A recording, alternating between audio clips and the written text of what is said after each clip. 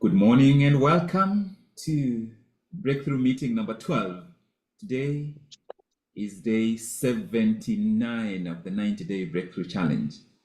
Just 11 days to day 90. When we started, it looked so far. We have utilized the daily reset very intensely during this final month.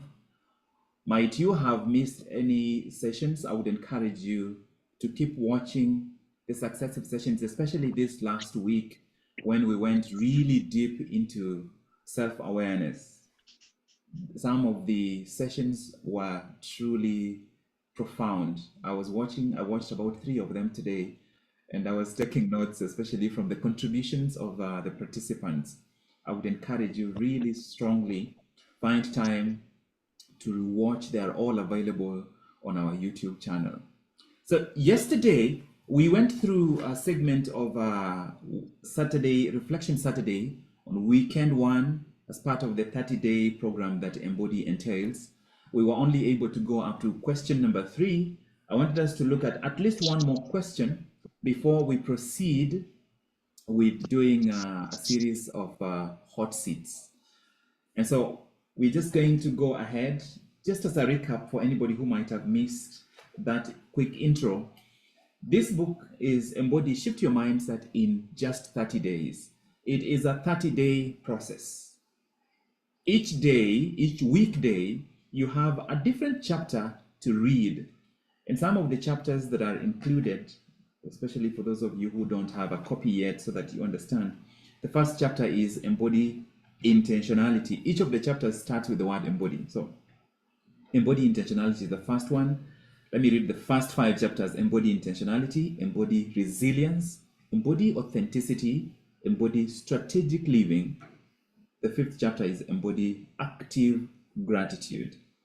And it took me a while to settle it in my heart in terms of what the best order of these chapters would be, and that's what I ended up with.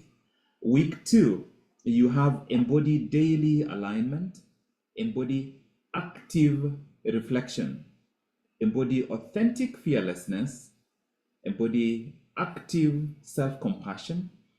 You finish day 10 with embody inner peace. Week 3, embody legacy-driven living, embody active forgiveness, embody redefined success, embody here and now awareness. Day number 15 is embody transition mastery. And then week 4, you have embody conscious relationships, embody acceptance of impermanence. 18, embody impeccable words. 19, embody emotional decluttering. And chapter 20 is embody a clear blueprint. So you have 4 weeks. Each of the 4 weeks, you will read 5 chapters, 1 chapter each weekday. And then during the weekend, each of the 4 Saturdays is Reflection Saturday, which allows you to look back, to slow down, and integrate what you are learning. So you get to reflect through everything that has happened during the week, everything that you learned. And then on Sunday, each of the 4 Sundays are called Blueprint Sunday. You get to utilize the new insights and create a specific pathway to implement and make these new insights a part of your real, regular, day-to-day way of living. And you repeat that 4 times. By the time you are doing it week 4, you will have gone through some of those questions more than 7, 8, 9 times, because they come at you. Some of the questions are the same, but they come at you from different angles. You shift your mindset in a practical way by engaging with the material in Embody day in, day out, day in, day out. You do that for 30 days, you take a break for 2 or 3 months, you come back again. If you do this work 3 times in the course of the year, it would blow your mind away. This is, I don't know which round I'm going through it now, because I kept going through different chapters at different times, but this is something I'm going to do a couple of times before I start working on another book or a serious note. So today We will go to the segment we covered yesterday. We looked at Reflection Saturday, weekend one. We looked at question one, question two. I gave you question three for you to go look at. So I'll presume that you did your part. If you did not, when you watch the segment from yesterday, you will see what that entailed. And so we will go straight to question number 4. I'm going to give you question number 4. You write it down, and then we will start from there. Question number 4. Question number 4 is about challenges and overcoming. Challenges and overcoming. And the question has 2 parts. The first part, it actually has 3 parts. The first part is, what challenges did I face this week? What challenges did I face this week? The second part is, how did I respond? This question forces you to identify specific challenges. Sometimes we think, superficially, that we know what is going on, but until we can actually write it down and articulate it, we don't. What challenges did I face this week? How did I respond? And the third part is, what did I learn about myself? You will realize that that question is not coming to you the first time, but it's coming to you in the context of challenges and responses. And that will happen over and over and over. If you commit to follow through the plan in Embody, it will force you to develop such a deep awareness. So we are going to start off by grappling with that question. Please open your chat boxes. Continue working on, I hope you have a place that you are actually writing down this stuff. What challenges did I face this week? How did I respond? What did I learn about myself? And this third part is specifically with regards to, what did you learn yourself regarding how you respond to challenges, what you even label as a challenge is an insight you end up learning about yourself. So we will start with that question. I'm going to highlight 2 people to help us get started. In the meantime, please open your chat box.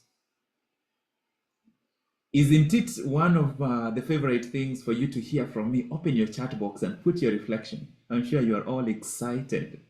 It's amazing. You sit there with your fingers waiting, like Mogire is going to say, open your chat box. Then you jump in and you give your responses. It's the only way we can engage. So I'm going to highlight 2 people. We'll start with Isabel and Sylvia. I'm just using the order that you guys appear. I'm going to add one more person just so that the screen balances. If I highlight you, you need to stay on screen. Frida, yes. So Frida, Sylvia, Isabel. I have you highlighted. If you leave or blank out your camera, it just does something to the screen. Let's start off with Sylvia. Challenge. How did you respond? What did you learn? Hello, everyone. When I think about the challenge that I had this week, it would be balancing my work and my time with loved ones when something that is normally not happening during my week is happening. For example, I had shared during the week that I was hosting. And so how do I balance my role as a host at home and still be able to deliver at 100% at work? So in the past, usually when I have guests or anything that is out of the ordinary during the week, my work will suffer deeply, seriously. So I already knew from last week, when I knew I would be having guests, that this is going to be a week that is going to have quite some low productivity. And on today, Saturday, on Wednesday, I think it was Wednesday or Thursday, I really struggled because I was trying to work from home as I hosted. And I would say my productivity was at about 40%. And I had really been fighting with myself in the morning whether I should just exit, leave my guests, and come back later to be a better host when I'm fully there. But I decided I would try to just run it all parallel, and it just didn't go as well because obviously my focus was all over the place. Yeah. And so on day 2 of hosting, I decided I would start my day very early and I would actually leave, go to work, do as much as possible, come back home early, and do more. And so how we planned the activities of that day is my guests would go and do some other things during the day, and late in the afternoon we would spend time together, and we went for dinner and so on and so forth. So day 1 was kind of a fail. Day 2, because I accepted that you cannot multitask, I had a better level of productivity, I would say 70%. And so that is the challenge I faced. How did I respond to it is on day 2, I decided I would just go and do full focus at work and come back early so that I could have full focus on hosting. And then what did I learn about myself is that I tend to overextend myself because my guests had also offered and said, "Hey, Sylvia, we're arriving at this time. Maybe you should just leave the key and we will, we'll meet after work." But I feel like I need to be there. I need to do all these things. Yeah. And sometimes those expectations I put on myself, people don't put on me. And so I think I learned about myself that I can tend to overextend, and I managed quite a bit of it on day 2 by actually just letting them be and coming back and spending quality time, even though it wasn't the whole day. Yeah. Yes. Wow. That's just a beautiful example. I think for me, the win that I see is the fact that you are aware such that hosting did not become a reason to drop the ball totally. So that even if you did 40%, to me that's a success because you did not switch 100% when you could still do a little bit of work here and a little bit of work this other side.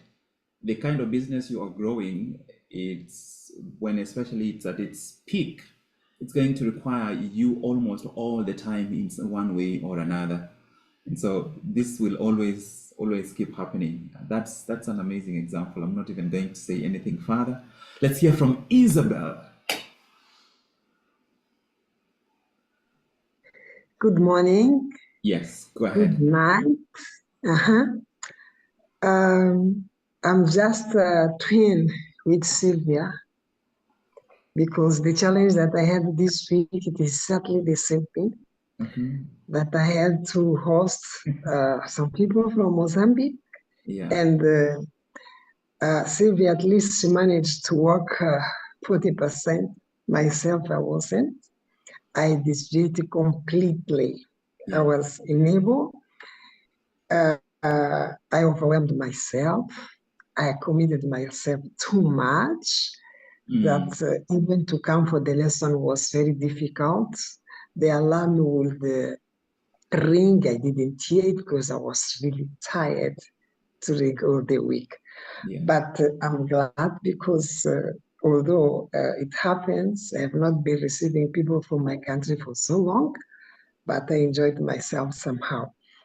So what I learned is, yes, I overcommit myself. I always stretch myself. And at the end of the day, I don't like it. At the end, when I look back, I'm always sad. Why am I doing that? Yeah. Even with that visitor, for instance, one of the days she traveled to Mombasa, but then I overcommit myself also with the other people, with other things. So I was not able to say, oh, look, today I can't. So it's something that I need to learn is to say no, because I barely say no.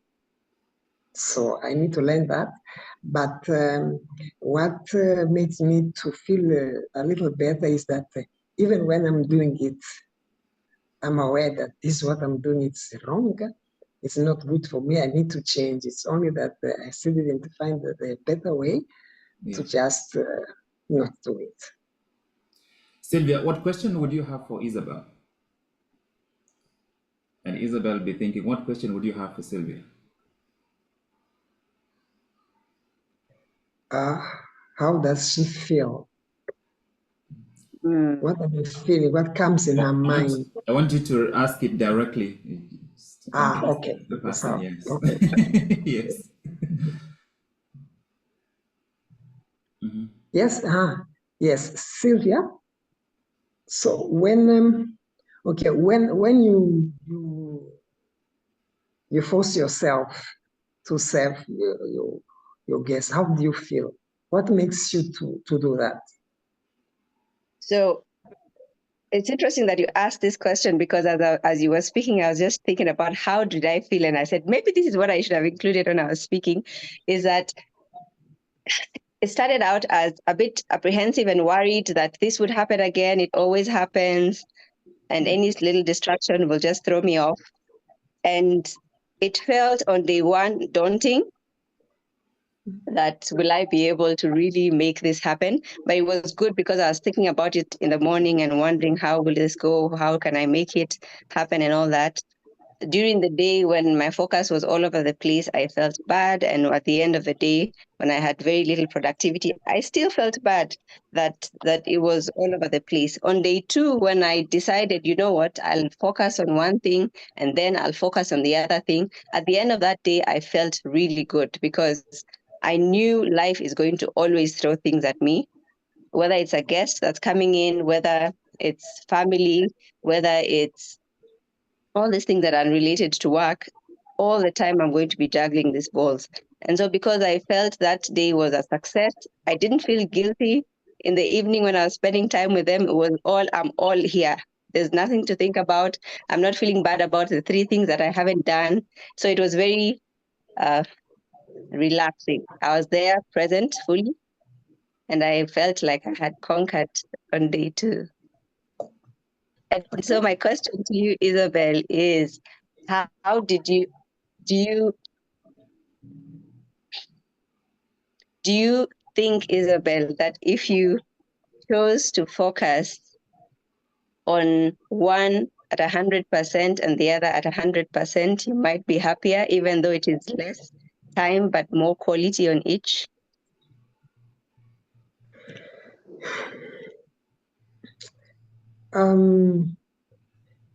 My still habit, my yet habit of perfectionist doesn't allow me to be happy with such a thing, you know. So maybe I still to change the way I think, or I need to do something, but I wouldn't feel better. So if I commit myself to do something, I must do it fully and perfectly. Yes. Yeah. I think the question to you both, because you are talking about something I just struggled this week. This week I was supposed to reach out to so many people to get ready for the book launch, but then my father fell ill.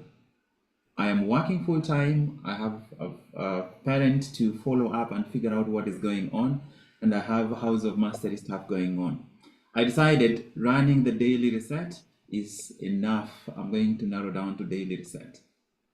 Continue working and follow up with what is going on. And it is the challenge of drawing the boundary of this is good enough is probably the biggest struggle I have had. And that's something I've struggled with for a long time. Accepting that it's good enough. For example, Sylvia, when you're hosting, just accepting that if you spend 5 hours with your guest in the evening, even if it's from 5 all the way to 8, 9, that if you are fully present, that's good enough. It's the mind does not see that. The mind is like, why start 5 p.m. when we can start at midday? Right?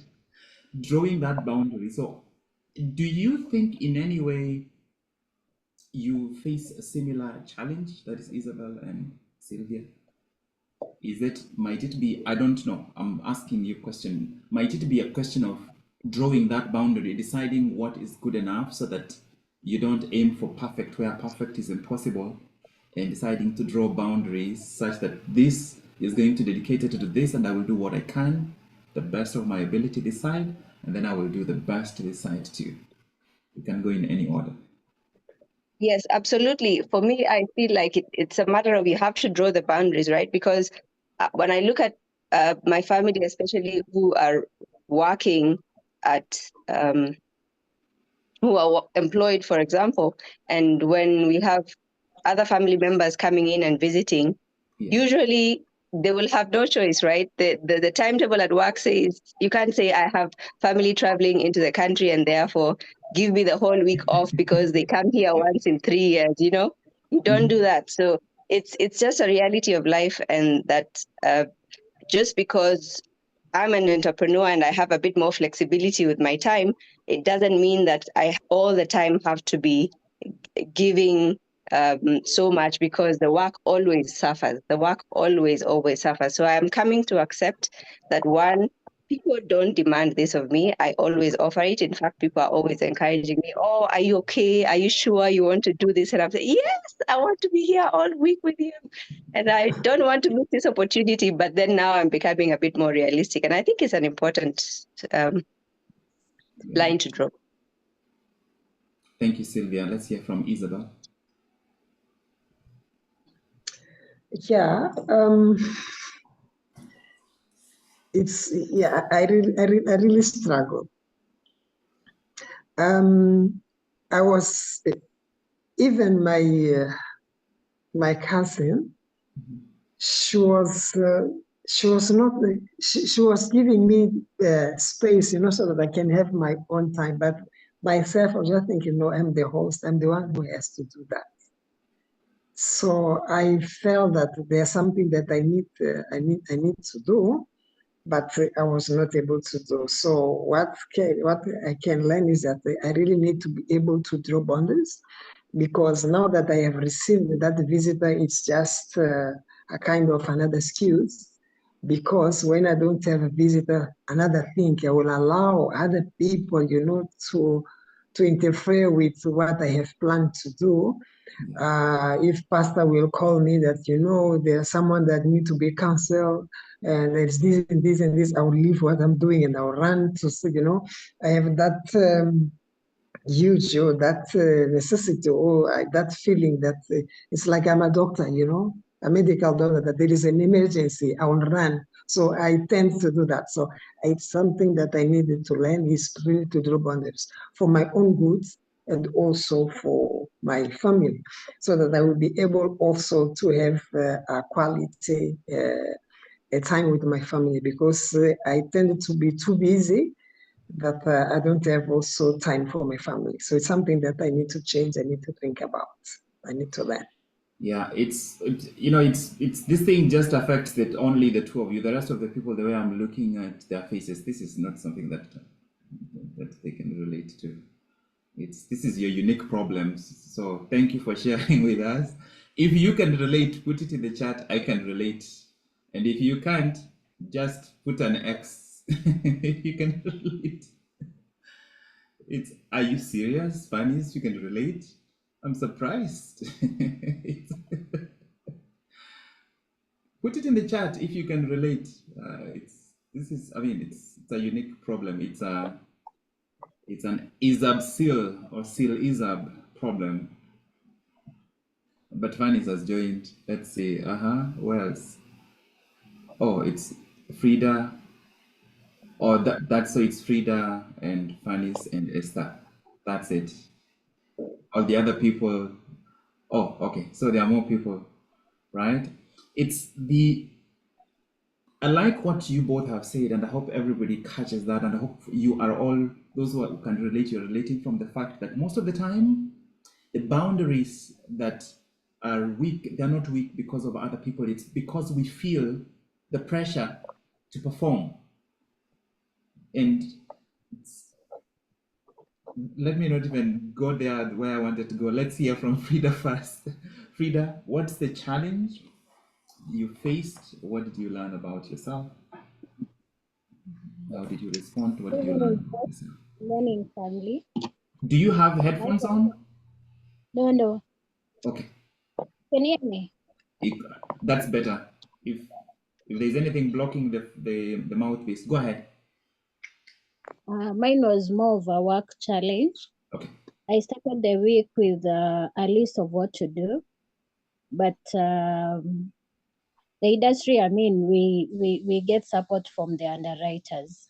Yeah. Now, this particular one could not close on some like 3 issues which were Yeah. affecting customers, and so they kept calling. They kept calling. I could not do anything. Yeah. Hmm.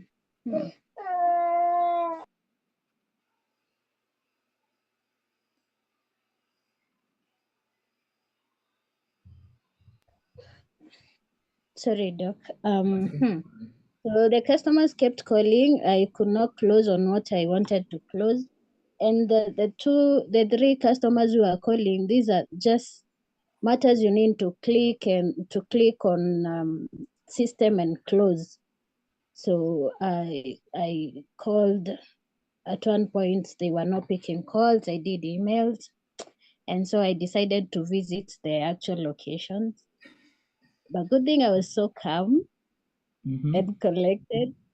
There was no drama. I went one afternoon, that's on Tuesday, Wednesday, sat on one of the offices with a list of the 3 customers, what I needed to be done. 2 issues were sorted within no time. 1 issue I was managed. I kept waiting. And so I had to go back to my office. That was around 4:30. And the person promised I'll be closing on that. Only to get to the office, I called around 5. The person tells me, I'll just be honest with you, this cannot be done.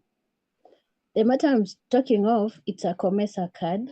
Yeah. The client truck was on road, and so he could not go, I could not cross the border to Uganda. So they slept there. Wow. Come morning, I was there waiting.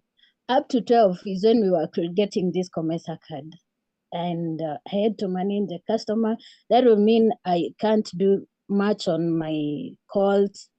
Could not get, I was chasing a number of, weighty business, which I was not able to.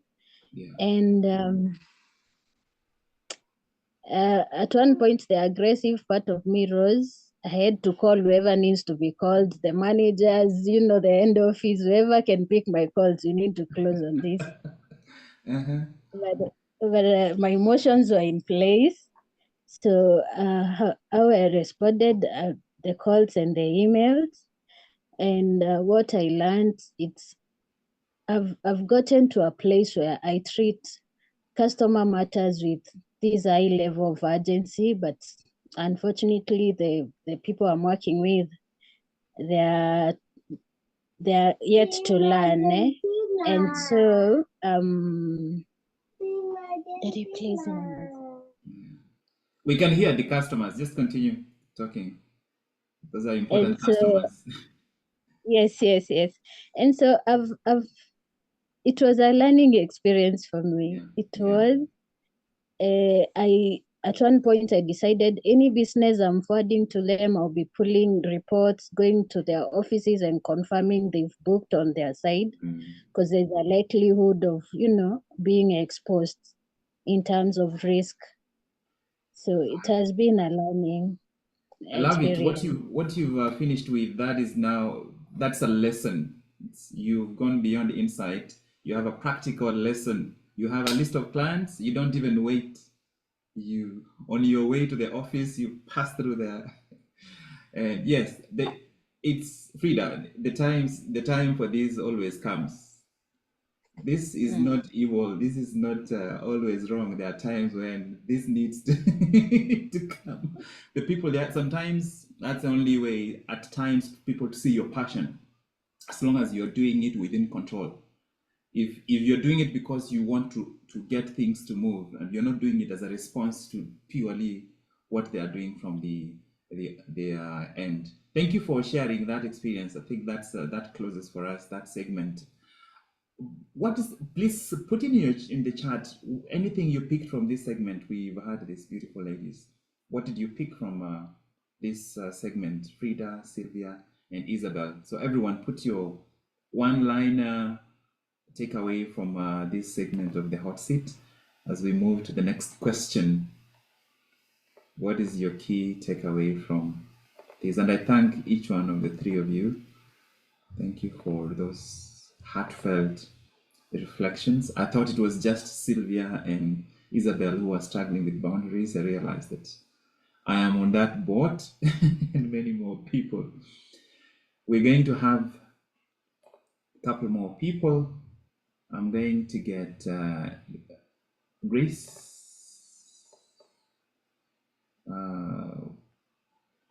Trying to find people who haven't necessarily been on. Mercy J.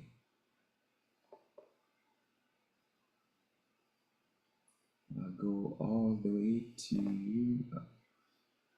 I'm only going to work with the people who are on video, unfortunately, so we may end up repeating a couple. Right. Could we proceed to question number 5? Question number 5 is about connection to identity. Please shake yourself up. Make sure your energy is not slumping. If you need to shake your shoulders, I need you to be active. Don't slump down. If you need to stretch a little bit, stretch. Stay awake. Stay awake. We're going to question number 5. Question number 5 is about connection to identity. Okay. How do this week's insights and lessons align with the identity I aspire to embody? It's a long question, but just write it down. How do this week's insights and lessons? I feel like, high school teachers. You read it in segments, make sure that every student captures it. How do this week's insights and lessons? Gladys, are you hearing me well back there? How do this week's insights and lessons align with the identity I aspire to embody? That's question number 5 from Reflection Saturday, which is weekend 1 in this 30-day process in Embody Shift Your Mindset in just 30 days. So that's the question. How do this week's insights and lessons align with the identity I aspire to embody? So we are looking at your week. The insights you gained, how do they fit into who you desire to become in the next 1 year, in the next 5 years, the next 10, 20 years? So let's narrow down to a specific event. Shiro, you shared yesterday. If you can find a different experience from the week, that would help. Let's start with Mercy. Any significant event that happened this last week?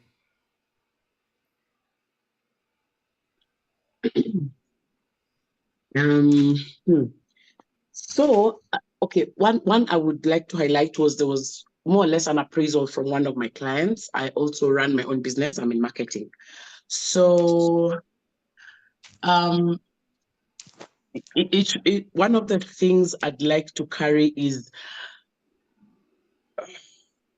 you see, the panic of what will come out always focuses on the most negative outcomes, like, okay, I know I've been doing a good job and things like that, but when appraisals come, it was a situation of, oh my God, this is it for me. Like, they can't be calling an appraisal for anything and things like that. And one thing I was able to do was journal about what the outcomes would mean to me. And where it got me was, even in the worst case, if that door closes, and this, of course, I just drew it from the Bible and my beliefs that I'm trying to develop, another door will open, and that gave me calmness. And so I was able not to be defensive before unnecessarily, because that was what I was preparing to defend my work, rather than really wait and hear what are the areas of growth, what are the areas they're happy with, and that kind of a thing. Fortunately, the outcome was good and in my favor, and the calmness and being in the now, being in the reality of the work has been done. Like, you really, really have done the work. How it will be appraised is now like facing your reality and not bashing myself like throughout the preparation period, because that would have put me in a panic situation instead of just, like, really just being calm, which is not a situation I've been in before. So one of the things I've learned is in self-awareness is just still coming to the reality of today and not investing too much time in being negative. So that's what I can. What was at stake for you personally in this appraisal?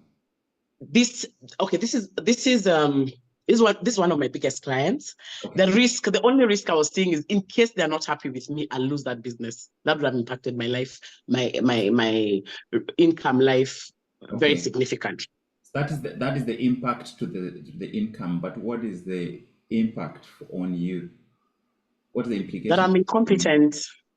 Mm-hmm. I feel if I lost it, if for example they chose to go with someone else, I'd feel incompetent in my work.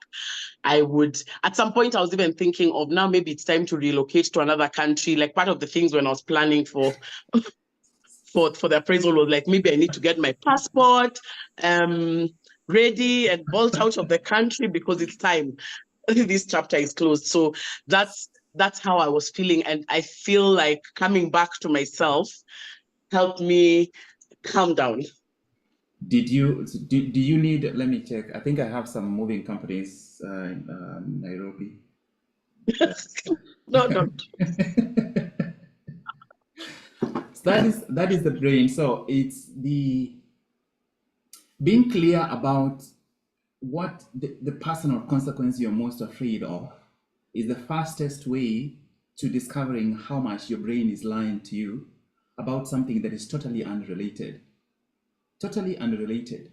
You probably would still be okay financially, just that you may not be at the level where you would be with this additional client, but your brain takes it beyond that and makes it feel like you, to the point where the brain tells you like, it's time, Mercy, it's time to move from this country. It's finding that connection between the external event and the actual meaning. What is the threatening meaning that touches directly on me? If you don't know what that meaning is, you're a prisoner to that external event. The brain will color it whichever way it wants. But if you can isolate the final, when electricity is connected to your house, there is a final wire that connects to the grid. If you don't know what that wire is, you're vulnerable to all the power in the grid. But when you know what that wire is, if you need to disconnect it, you just cut that little wire and you are separated from the rest of the grid. And that's what the brain... In my case, what could that be? Like, how do I come down to narrowing down to that single wire? The question that we just answered is a pointer. Now, beyond that question, there are probably like 2 or 3 other layers. But for example, in this situation, asking yourself, why do I feel so threatened about losing this client? It's not about the money. It's not about your reputation. It's not even about you feeling inadequate. Feeling inadequate is what the brain uses to explain it. It's much closer than that. So figuring out emotionally, why do I feel so threatened about this? If you can find the actual emotion, then now it becomes easier to identify in which ways does that external event connect to as a place in my life that makes me feel so vulnerable. So could I say fear of failing, or you said fear is not an emotion, though fear of, okay. Fear of failing, fear of... So there's fear of failing. So after you fail, then what? What does it mean? Yes, what does it mean? It means I'm inadequate. What does being inadequate mean? It means I will feel unsafe. Why do I care about feeling unsafe? Such that event that is not connected to your safety is a threat to your safety, and is just a threat to your safety through a series of things that your mind is creating. Your mind is creating a story that connects you to that external event. Such that instead of handling the external event, you're literally protecting yourself. You're showing up, you're scared, but you're scared about things that these other people have no idea about. They're not thinking about you. being so scared to the point of needing to relocate to another country. That's true. Right? Yeah. It's we sometimes, for example, something happens in the office. For example, you make a presentation and it doesn't go very well. You go for lunch, you don't want to come back to the office because you think everybody's eyes are on you. Mm. Right? This is what magical thinking is. Magical thinking is the belief we grow up with, believing that just because things are the way we think about them, that's how things are. Magical thinking is how we believe in the fairy tales and Father Christmas, and we carry that with us. We literally do magical thinking. I look at you and I'm like, I think I know what you are thinking. I don't.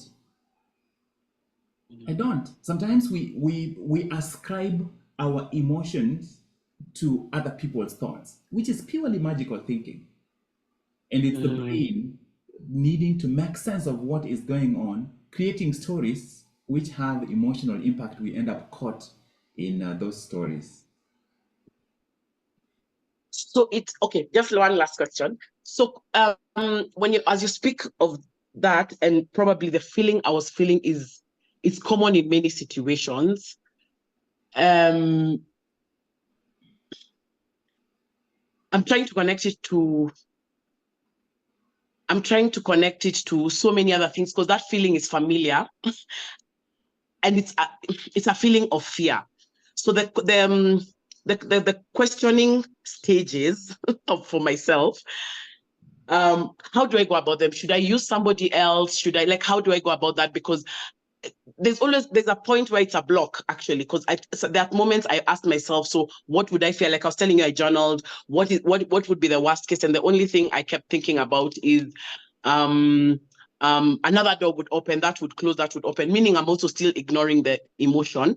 So how do I really, really dig into that? Because I tried the journaling bit, and I feel I've not gotten down to that thing because it keeps appearing in many situations. So everybody has a signature weak emotion, what we call the kryptonite. Everybody has a kryptonite emotion. And that kryptonite emotion is based on a certain aspect of a major experience you had in childhood, or just it has a source such that the same way you are afraid about this, and to the extent of feeling it like that, I promise you, any other significant event in your life that feels threatening can be traced back to the same source.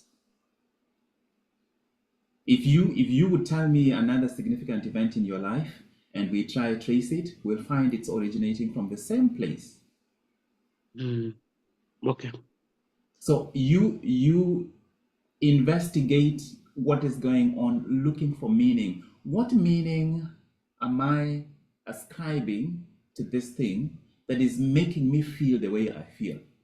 I think that's, to me, is Okay. one of the most powerful questions I usually use. What meaning am I ascribing to it? When I find myself, for example, this week, when I found myself almost becoming too stretched out, I have my work as a cardiology fellow, I have the House of Mastery, I have a book that is supposed to be launched, and I have family issues going on.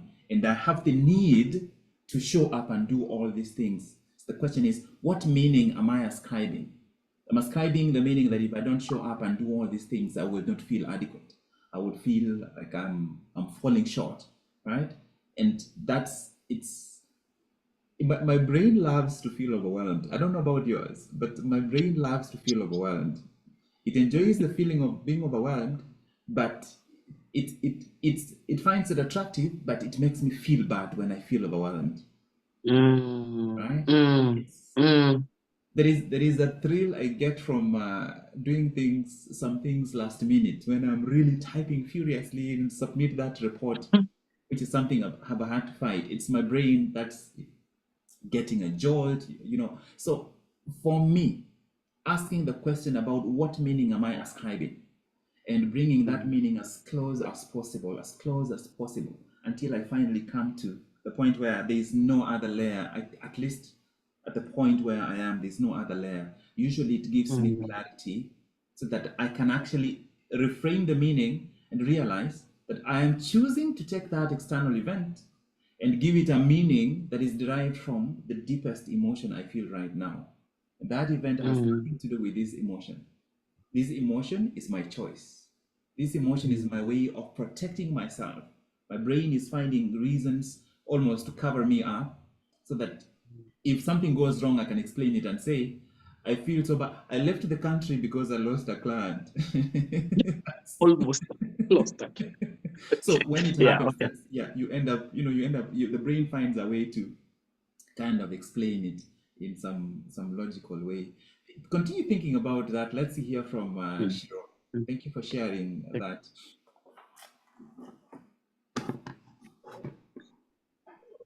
Good evening, Doc. Good morning, family. Go ahead. Yes. Okay. So the insights I have gotten this week have especially helped me. I feel like I have done a lot of I've gained a lot of mileage in terms of my personal development, and this was jolted by the unstable environment that we've been having at work. Now that we know what exactly the new investors are planning to do, which is to basically chop off everyone who has a significantly big salary. So just also learning that the inevitability of what it is that is coming has jolted me into action. So I've gained a lot of clarity in terms of what it is that I want to create. Now I know that what I want to do is to create a hub, and I've just now been refining on that. I'm spending at least some significant amount of time just in that space, laying a brick at a time and building my wall. Yes. So it's been a week of a lot of challenges, a lot of negative thoughts, demotivation, panicking, no water, no electricity. Yeah, but aside from that, I mean, when I look back, when I run the tapes back to the week, I feel like the level of clarity I have had this week has been a lot. It has been a lot. What is the most recurring thought related? What's the most recurring, let's call it negative thought related to the events happening in the office? Well, the most recurrent is obviously like when will it be your turn? In fact, what keeps playing in my mind is that Kiswahili methali that says, ukiona cha mwenzako chanyolewa tia chako maji. Yeah. Yeah. And it's an unpleasant experience when you're in an office where people are walking on eggshells, wondering whether they are next. It is.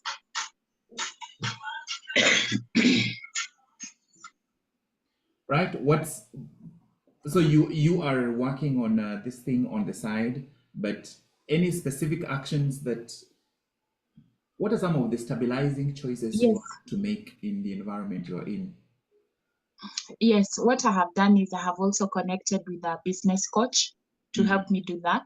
So I just felt that it is now time to actually invest in that. Like, I'm not going to be able to lead myself through the obstacles if I haven't done it all this time. Yeah. So a huge part of the clarity has come also from doing that. That's the best news I've had. You can't lead yourself through this. It's my strongest recommendation is always MMC: mentors, mindsets, and coaches. MMC.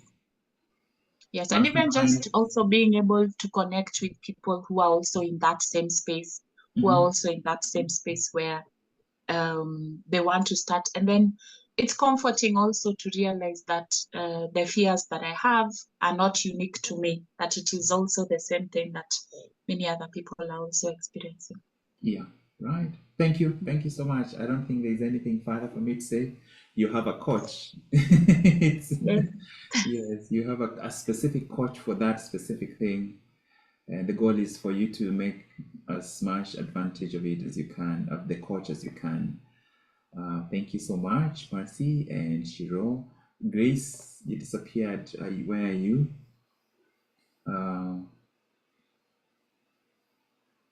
Grace, you're no longer on video.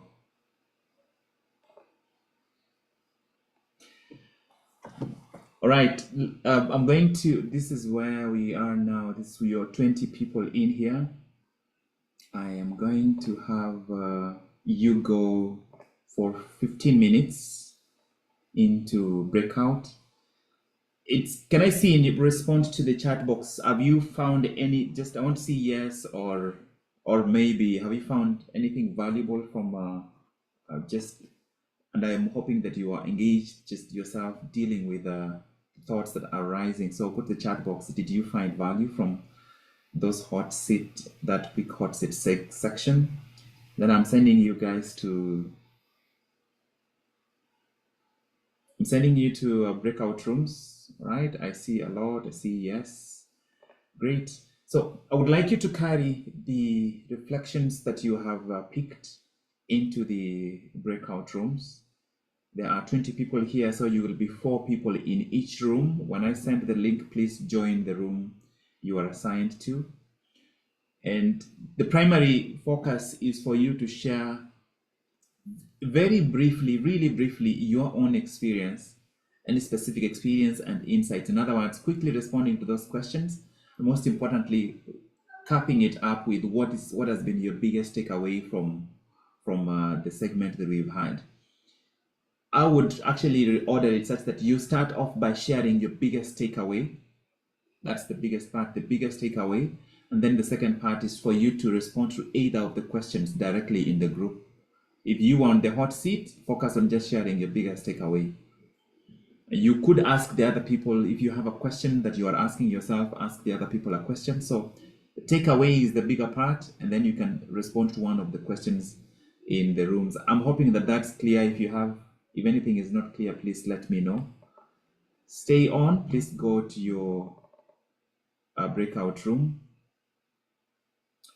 4 people in each of the rooms, that makes 5 rooms. I have created the rooms, I've assigned you randomly. If I need to move people around, I will do that. But for now, please join the rooms. I'm releasing the link now. All the rooms are open. Please join your room. 15 minutes. Join your room. 15 minutes, we'll be back. Join your room. Go to the room. Go to the room. Focus on growth over every challenge that I face. Growth in the hospital, growth in terms of personal growth and self-awareness. I'm choosing growth over every challenge I face. Yeah.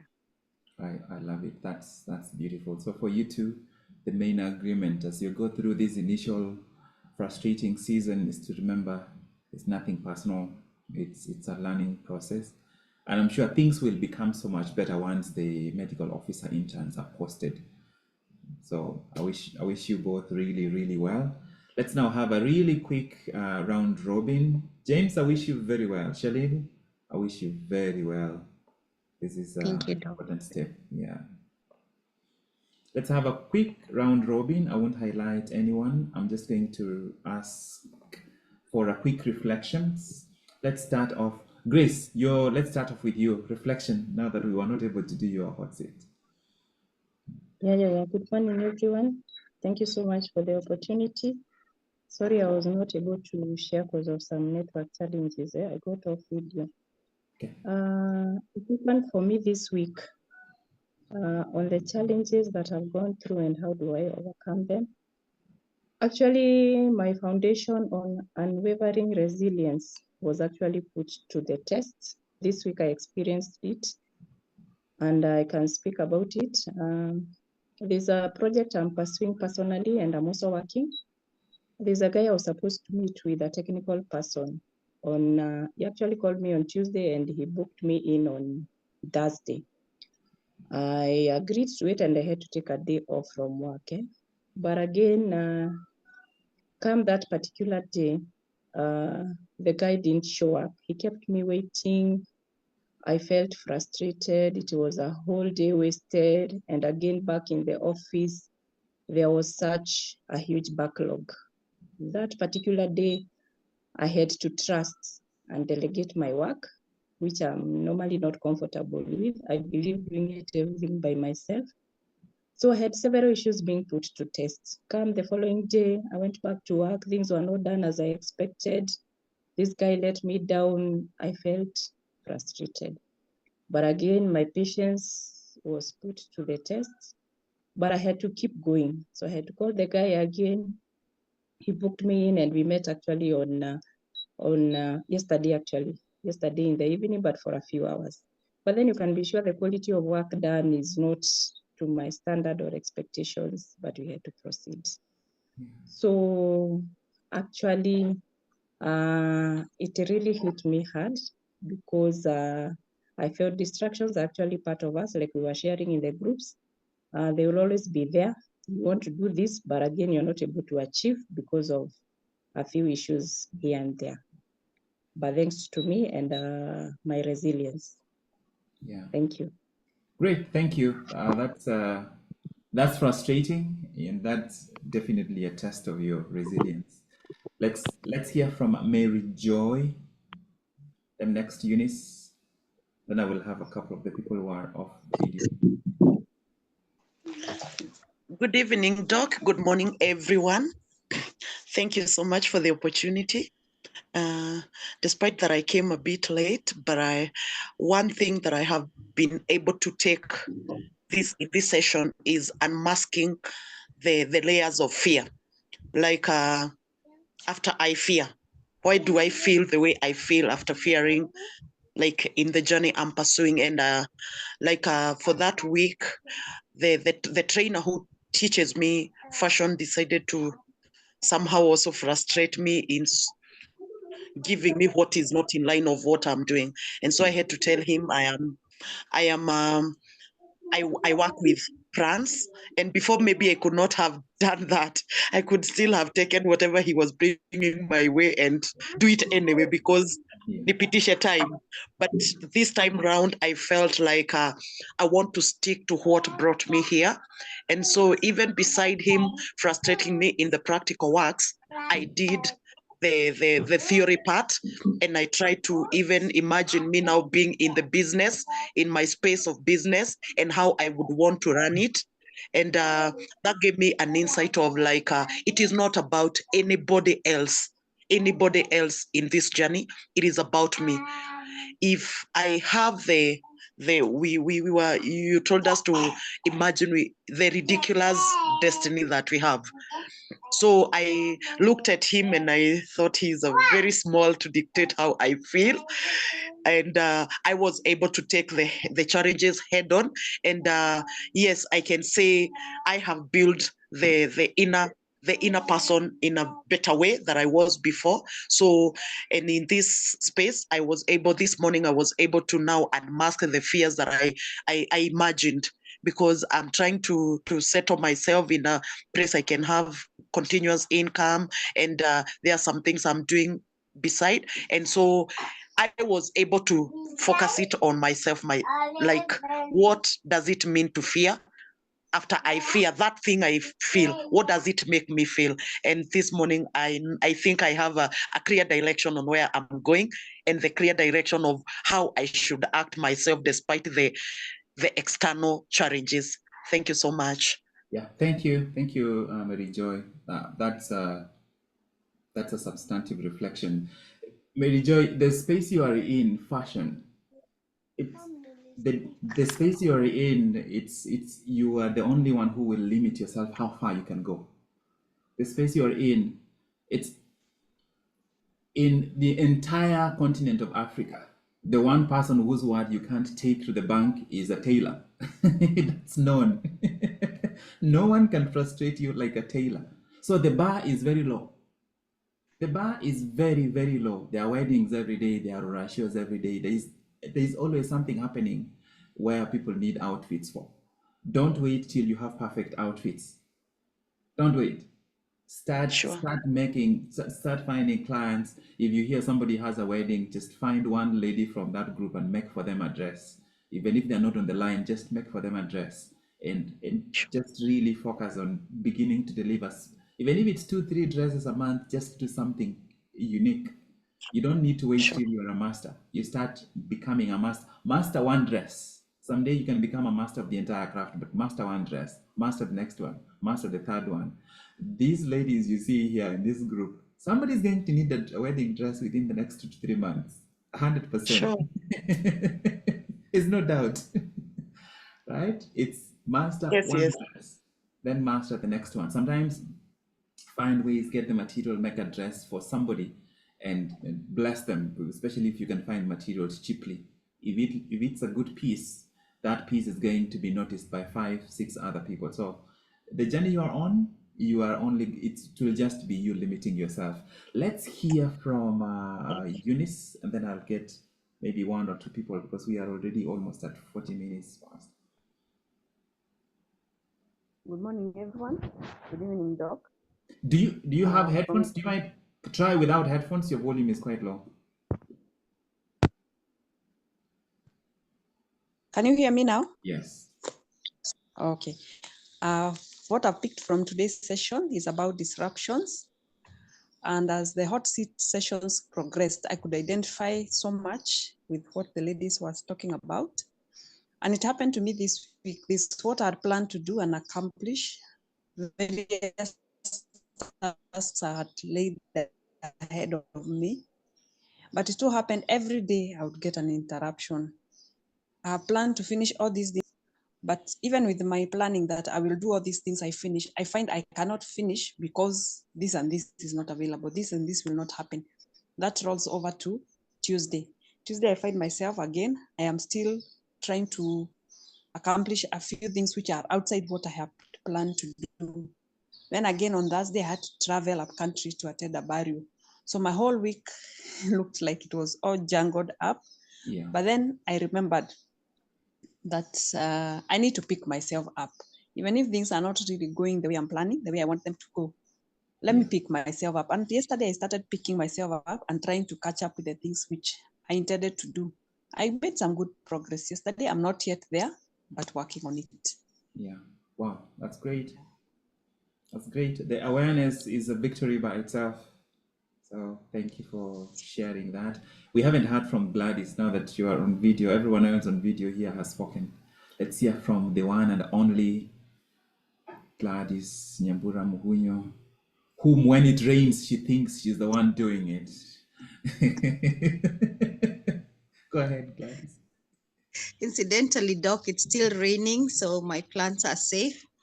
I am really, soon we'll see the cowpeas picture. This, I was sharing with my accountability group yesterday that I don't know why I'm surprised, but it works. You know, setting the goals, working on yourself, and presenting yourself to the world as the new you in a shifted gear works. I mean, that realization yesterday just boggled me that the whole week, the daily resets have been on such a high level of, what can I say, intention. The intentions are not general. I've been very clear in my mind and in my head exactly what I want to happen and exactly what I want to feel. And then yesterday I was getting surprised that it worked. You know, it's not magic. It actually works. And the realization that the me I have built, I was even calculating 169 days.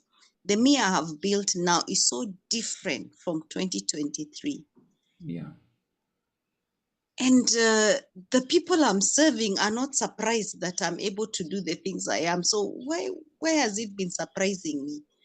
It's always been there. It's always been there. The work on myself is paying, Doc. The work on myself is building a new me. It's helped me to transition from something I was doing that was not my area of strength. And the transition has happened in 40 days.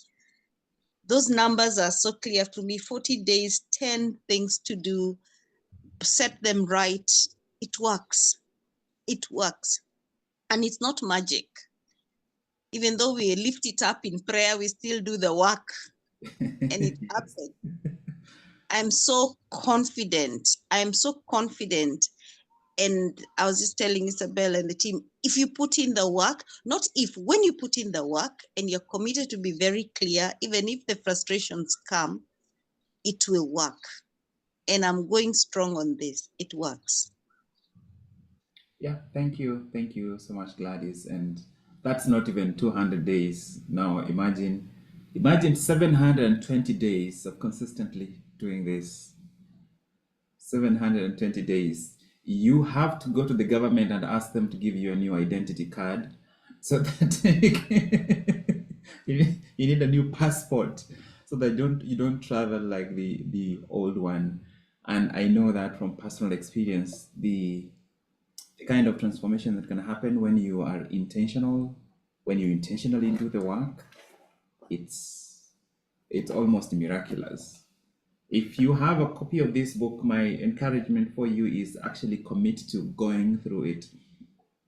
You go through the 30-day process 3 times or 4 times a year. It's unbelievable how far you can go in just a short amount of time.